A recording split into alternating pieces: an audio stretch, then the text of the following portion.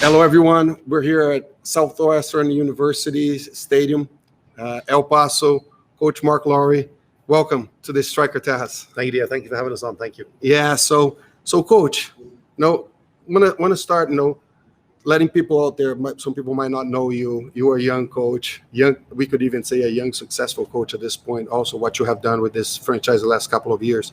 Tell us a little bit about you, where you came from, and how you became the head coach for El Paso and the technical director here. Yeah, I mean, I'm 35 years of age, so I'm a young coach in the grand scheme of things, but I feel like I've been coaching for a long time. So I don't feel like experience-wise I'm that young because, going back to when I was a teenager, I had a passion for coaching and teaching. So even though I was playing in England back at the time, when I was a teenager trying to become a pro, I always had this fascination with coaching and working with young players. So I got into coaching at like 14, 15 in schools. I got my B license at 16, A license at 21. So from a very early age, I had an idea of what I wanted to do with my career and my life. Being a pro didn't quite work out, but I was able to get into coaching very quickly because I had the licenses, because I'd started at a young age. And it kind of went from there. At first, it was working with academies in England, young players, trying to develop young players. That was my passion. My passion was creating pros and making pros. And as time went on, as I got a little bit older, did that for a few years, it became more, I want to work with pros now. I've dived into helping develop young players and trying to make pros. Now I want to feel what it's like to work with senior players, to work with men. And that I had a great opportunity when I came over here to do that at Jacksonville Armada. So I was at Orlando City in the academy, trying to make those pros, working with the development academy teams. And then I went over to Jacksonville Armada at a time when there was some transition with their NASL franchise. There was an opportunity to be on the first team coaching staff in an interim capacity. So I did that, really enjoyed that, felt I did a good job. And then I got hired on permanently as an assistant coach with the NASL team. I did that for a couple of years. And then the opportunity came through results and different circumstances for me to jump in to the head coach position at the club. And I had 1 year at Jacksonville Armada as the head coach in the NASL. The last year of the NASL, unfortunately, I thought that was a great league. Some really historic franchises, Cosmos, those type of teams, right? A lot of money was being put into players in the league. There was a good standard. So I really enjoyed that year of being a head coach. I learned a lot about myself, about what is required at that level. But then the NASL folded, right? So it was almost like I just started my career as a head coach, and then it almost was like it ended, right? So there was a little bit of anxiety in that moment. I was 31 at the time, feeling like, man, I had this great opportunity. I feel like it before it's even started, before my career has even blossomed or started, that maybe it's ended. Obviously could get back into academy football, at various clubs, but I found what I wanted to do, right? So I was desperate to stay there. Fortunately, I guess around that time, a lot of new expansion clubs were coming to the USL, Austin Bold, New Mexico, El Paso, Birmingham, Legion. There was 4 or 5. Memphis, I think, came in that year. Yeah. So it was a real good year for expansion teams coming in, the growth USL. So that meant there was jobs available. So through a personal connection I had with a friend of mine to somebody here at El Paso Locomotive, I was able to get an interview. And it kind of went from there. The first time I came here, I met with Alan and Andrew in the ownership. It felt great. It felt like this could be a place where I could continue my career, where I could have some success, where I could enjoy working with pros. The city was great. The stadium here was beautiful. We went around and looked at some fields and the local community, and I was like, this is it's a really interesting project. I liked what the ownership group said. I like what they had with FC Juarez right across the border, which didn't go unnoticed to me. Having that right there was crucial. Just high-level professional soccer right on your doorstep, and an ownership group and a president, a GM with experience in professional soccer. This wasn't new to them, even though this was a new club. That they've been, operating FC Juarez now for a number of years, so they had experience in that. So a lot of things lined up. I was like, I think this is the place where I want to be. So continued through the process of interviewing, and if I did a good job, and obviously got offered the job, and from there, this is the 3rd year here now, 3rd year club. Western Conference final 2 years in a row. We still don't have that trophy, which we're desperate to get. That's the next step for the club now, is getting some silverware. But we've done some great things. We've developed good players. We've sent players onto MLS. We've won games in the field. We've built a good fan base up. We've connected with the community. A lot of good things have happened here in the 2-3 years I've been here. It's not just me. There's hundreds of people involved in that. But I've really enjoyed every moment of working with the people here and enjoyed El Paso, the community. And I think we've started off well, and there's a bright future to come. I usually say this, and I said this on previous times. I interviewed Andrew Forrest a few weeks ago, and I said that for me, you are the most successful franchise in Texas for sure, and one of the most successful ones in USL. You touched a little bit of on the ownership, and you are also going to be talking to you about the technical director position and the head coach. But before we get to that point, having an ownership, how is the relationship on a daily basis with the ownership here? We know that we have owners that are more involved, owners that are delegate a little bit more. How is the relationship? The relationship with the ownership group, I would say they're there, but they're in the background. They're not day-to-day involved in what I do or what we do at the kind of ground floor level, but we know they're there, and they provide us the support we need when we need it. The door's always open to go and ask some questions, to solve problems, or for the resource that we feel like we need to continue to be even more successful. We have been successful, like you said, the first year or two, but we always want to get better. And that's not just on the field. There's off the field pieces there. There's developing the training ground. There's the technology piece. There's resource that we can give to the staff and the players to help them do their jobs better. So they're massively on board with developing that side of it as well, and improving that side on a year-to-year basis. The real relationship we have here, obviously with Andrew Forrest, the general manager, but also Alan Ledford, the president, is really where the connection is. Alan's very much between the ownership and us. So I have daily conversations with Alan, and he speaks daily with the ownership group. So the lines of communication, the channels are very clear. And Alan is also very supportive of what we're doing. He wants to give us the foundation, the platform to be successful. So from day one, like I said in the interviews I had, that was very clear. If we need something and we feel and justify that it's the right thing for the club, whether it's a player, whether it's a piece of equipment, whether it's a piece of rehab equipment for the guys, if we feel like we need this to be more, this will help us, then they're all on board with that. We're very smart with how we do things, but like I said, there's an understanding with the ownership group and the president and the GM that this is a football club and we're here to try and win, and that requires, the resource to do that. So it's a great relationship we have. Like I said, I've enjoyed that part of my job as well, not just working with the players. That's a day-to-day thing, but also working with the people above me, whether it's owners or Alan and Andrew, developing that relationship, cultivating that relationship, because obviously if we're not on the same page, if those lines of communication are open and clear, then things break down. And so far, it's been great. And that was the next thing that I was going to touch base with you is that, being a technical director is a full-time job. A head coach is a job, right? And you're going to have a good chunk of people that are going to say that it is important to be the same person, and another group of people that are going to say that it is very important to be separate, right? What are the good and the bad on sitting on those two chairs at the same time? It's a good question. It's one I battle with quite often, actually. Yes, it can be done with one person. It can. A lot of clubs, particularly the USL level and below, it can be done with one person. I think higher up, once you get into MLS, it's incredibly important that it's two different people, two different hats, two different opinions and voices, different thought processes. So the nice thing about it being one person is it's one person's decision, right? So I have an understanding of what the team needs from a coaching standpoint, the identity of the team, the philosophy of how we play, and what type of player fits into my philosophy. And then essentially I'm the one there going and trying to find that player. That makes it easier, right? Because that's streamlined. The difficult part is I have to work with the players on a daily basis as a coach.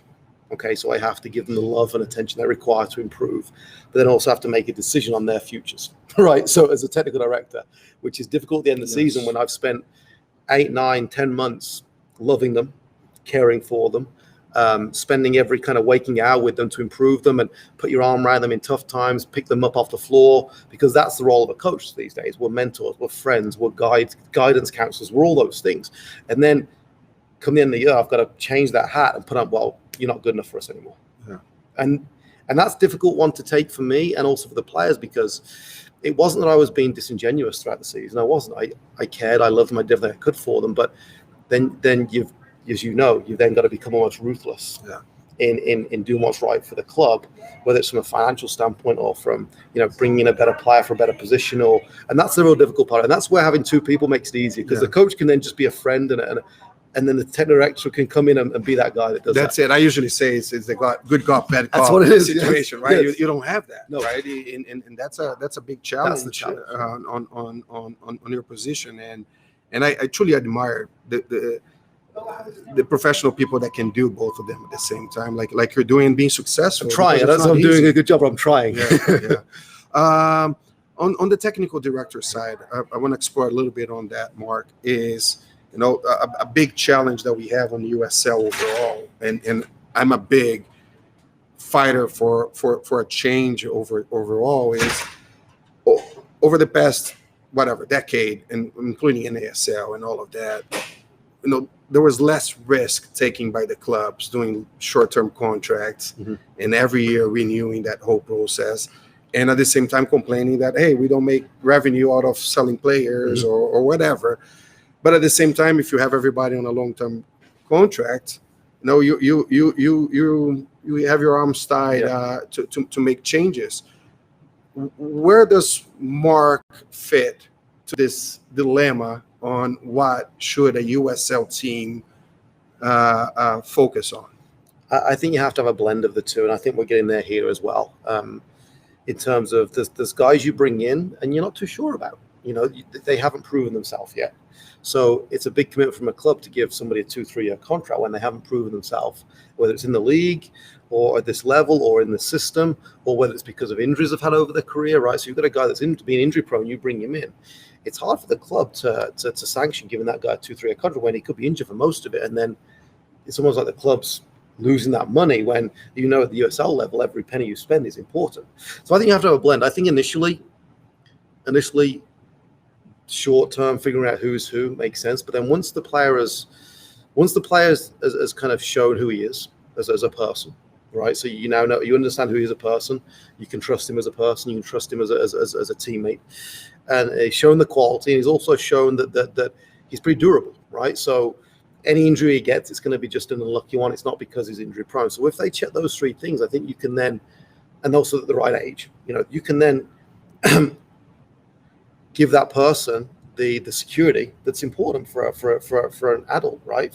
He might be a father, a husband. That security of a 2, 3, 4 year contract makes a lot of sense then, because he's earned the right to that, right? And it is more from the personal aspect. It's not so much the quality of the player, but then the quality of the person that, for me, dictates if you want them around here long term. Once they've proven who they are and that you can trust them and that they want to be here, and that investment's reciprocated both ways, they're working just as hard as you on a daily basis, then for me, that player can stay here for the rest of his life. And where would a Diego Luna fit on that strategy? Diego's a little bit different. Diego's obviously being 17. To get an investment, to get a return on the investment in young player, you have to commit a multi-year contract to them.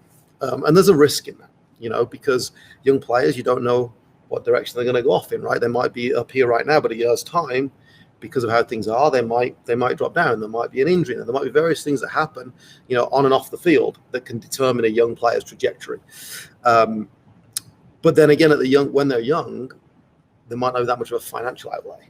So you balance the two up, and okay, you take a bit of a risk and give somebody a 3-4 year contract, but the financial investment in that player is not in the hundreds of thousands of dollars, right? Because he's a 17-year-old.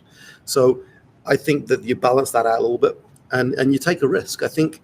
I believe every USL club should have one, maybe two young players that they're taking a risk on, and they're putting that 2, 3, 4 year contract down and saying, okay, we're gonna run with this guy.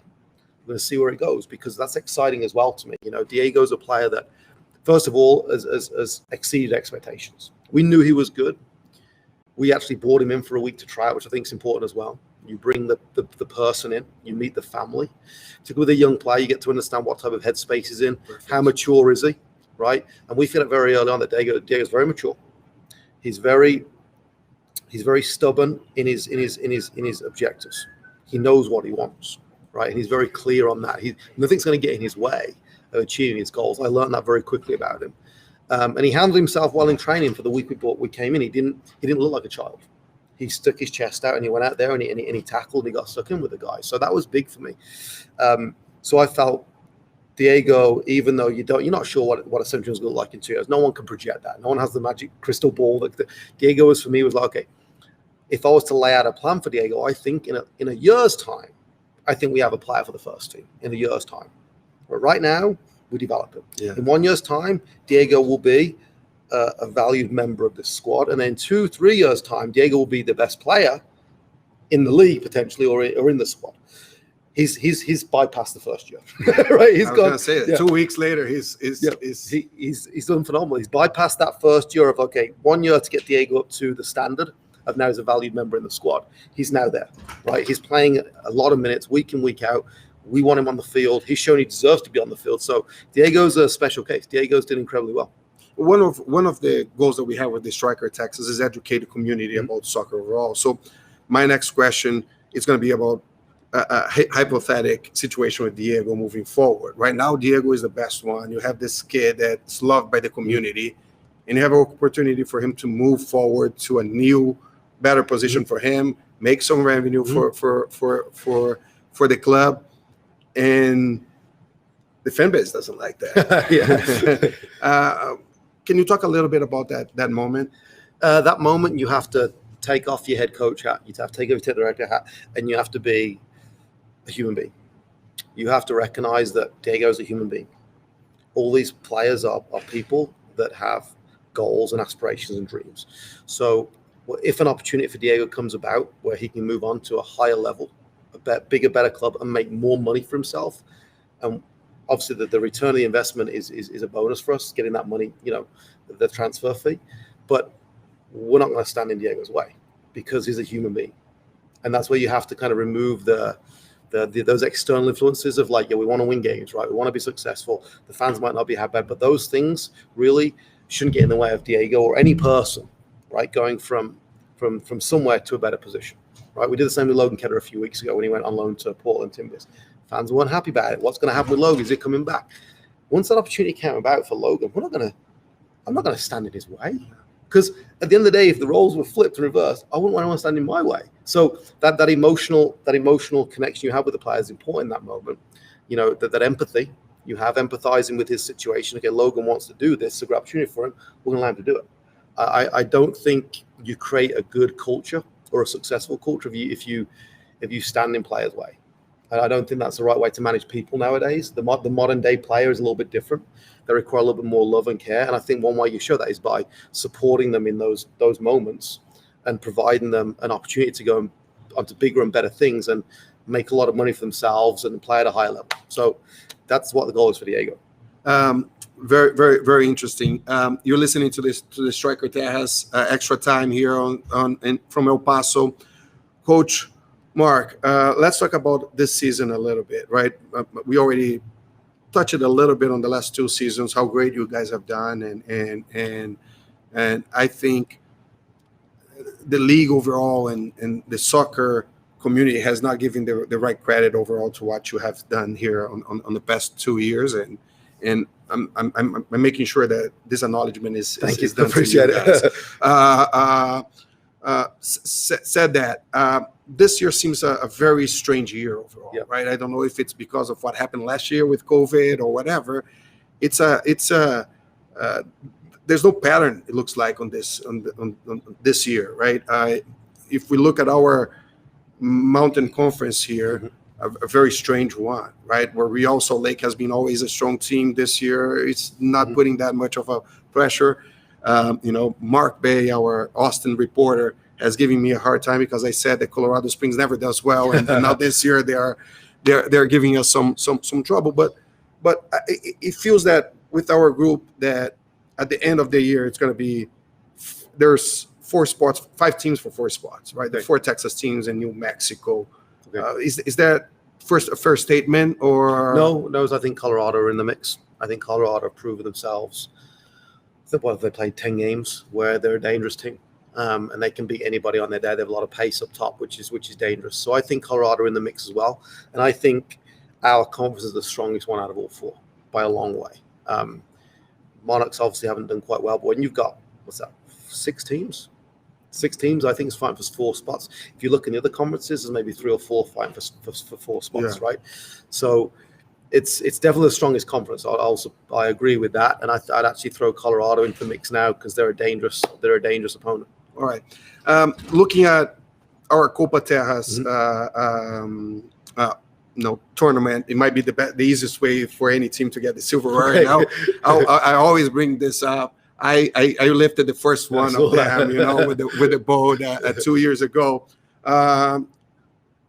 No, how are you feeling? You played all teams at this point, right? Oh, you haven't played San Antonio yet, but yeah, that's true. But you have seen them play most likely, right? How are you feeling on those? Which one is the strongest one or the most dangerous one for you at this point, you think? It's a difficult one again because all 4 Texas teams are good teams this year. That RGV, who we just saw 2 days ago, they're an experienced team this year. They've got a couple of guys from good levels, from different countries that have come in and they've done a good job. So they're a very strong team. And RGV's, as you know, is a difficult place to go and play, right? They're very good at home usually, which makes them a difficult opponent.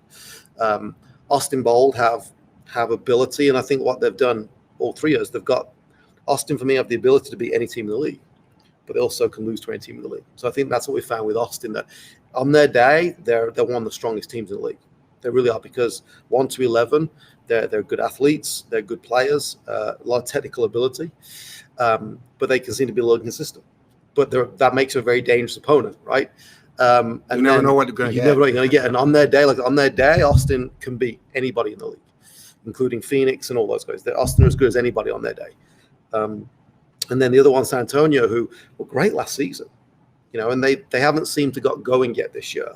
And I don't know why. I've watched them, and I don't know what's different about them this year because they have a strong squad. They lost a lot of players, but they brought some good players in out of MLS and things. So I'm not quite sure why they haven't got going yet, but it's a very difficult. The 4 Texas teams are strong.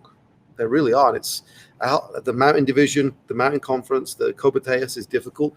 I think the difference between us and I'd say most other teams in USL is we generally very consistent, right? So, we've just been 18 games unbeaten, right? We're generally consistent over the season with our level of play, which I think is the best way to be, because then you can continually pick up points. You don't go on these losing streaks of 3-4 games necessarily. You're able to kind of, even on bad days, you maybe tie, which gets you 1 point. El Paso Locomotive, we've been probably the most consistent team in the last 2-3 years in the USL, and I think that's where we separate ourselves, because the other teams have talent as well, super talented teams, but I think our consistency level might separate us a little bit. One of the comments that we have also in our group is how strongly offensively you were on the previous years, and it seems that a little bit that this year you're struggling a little bit more on scoring goals, right?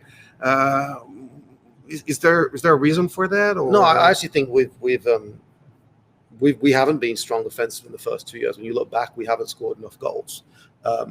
This year we're starting to now. You see the last 2-3 games, yes. We're starting to score 2-3 goals a game. We're a team that builds our possession. So we're not going to be throwing balls in the box all the time like some teams do. We're not direct, which direct football is fine. It's a way to play, and it can create a lot of chances because you're getting the ball close to the goal, right? Yeah. We don't play that way, so we like to build our possession methodically and use all thirds of the field. So at times it can lead to maybe 1 or 2 less shots, but we're working on that. Solniak came across from San Antonio, who's a top player, by the way. Louis Solniak is a top player. He's now getting going. It's taken him 5 or 6 games. He was playing well, but now he's scored a couple of goals, so he'll now start to kick on. And for that position, you need the confidence. The more than confidence, anyone right? Yeah. else. So it was really finding the right balance up there because we in our 4-4-2 diamond as well. It's about balance. It's not about just having one guy that can score. There has to be a connection between all the players. So finding the right balance. So it's not something we're worried about because our consistency as a team is usually good. Defensively, we don't concede many. Our possession is usually good, so we control the games. Our next step now, though, as a team, like you alluded to, is to turn these 1-0s maybe into 2-3-4-0. That's our goal as a team now, because the performance at times reflected, but the scoreline says 1-0 or 1-1. And we feel like we probably should have had a couple more goals. So we now need to make a conscious effort as a group, everyone to turn that 2-0 into 3-0, turn that 1-0 into 2-0, and that's the next step in making us not just a good team, but in a top team. Nice. To finalize here, the U.S. as overall has been growing strongly, right? Soccer overall. If we talk about MLS, how stronger MLS is becoming. USL is amazing what this league has done over the past decade or so. A little bit less than that, but anyways, what is missing, on your view, for the U.S. senior team to be a successful team and allow our fans to have that silverware on a national level also?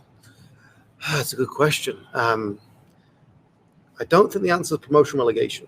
If we're talking about the U.S. national team, I don't think the promotion relegation has much of an impact on how strong the national team is. I agree with you. I think I think our promotion relegation is great for other things, but in making a strong national team, I think it's a case of having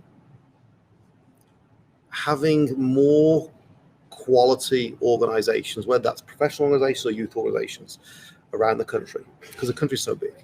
There's a lot of talent out there that gets missed, right? And it's usually in the Hispanic communities, right, where you have these young players, young kids that are incredible soccer players, but they might not have the resources to go and to go an hour away to play for the the big club, that's an hour away, right? Mom, dad can't get them there.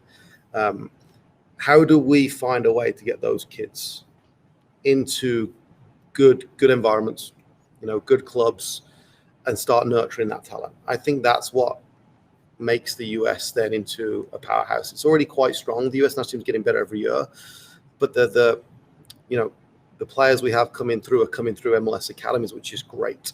But when there's how many MLS clubs are there? 25, 26, whatever. It's not enough to cover the whole country, right? And USL clubs are starting to get better at it. The USL Academy system now. Because now you've got these 26 MLS clubs and maybe 30 USL clubs, which now got a reach into other markets. But there's still gaps, right? How do we fill those gaps and get good clubs, good academies into those areas, good coaches into those areas to find those kids that could really make the difference? I don't know the answer to that, but that's, I think, what's missing. Yeah, one of my views on that, and I usually say this to people, is I'm a very critical of the NCAA process, right? Yes, and college, I think what you guys are doing with Diego, for example, is a good. Yes, that's a good path, right? Because when a kid is 18 or 19 in England or in South America, they're competing against the best. They're doing the best training every week, and here in the U.S. until a few years ago, we didn't do that, right? And that investment on the youth, if every USL team had 2 or 3 of Diego Lunas, of those bats that you have, I think maybe in the near future we could be there. I agree. Yeah. Anyway, so Coach, thank you very much. Before we go, any message that you would like to send to anybody that's watching or listening to us? No, I just want to kind of speak about the Striker Texas. I think it's a great outlet. The work you guys do, kind of bringing attention to the whole state of Texas, and not just the professional teams or MLS teams. You kind of cover all the all the way through to youth, women's soccer. I think it's a great thing that you guys are doing. Support them, give them some love, because the Striker Texas is shedding a lot of light on a lot of things that get missed, and I think you do a great job. And if every state had something like that, I think that would help raise the awareness of the game as well. So what you guys do is great. Or if Coach Mark is saying, I'm not going to say anything against that. Finishing on a high note here, Coach, thank you very much. You're listening and watching for the extra time on the Striker Tejas for the Striker Texas. I appreciate this. Good luck on the season. Thank you very much for all the support and all the help that you've given us. Well, thank you, Diego. All right.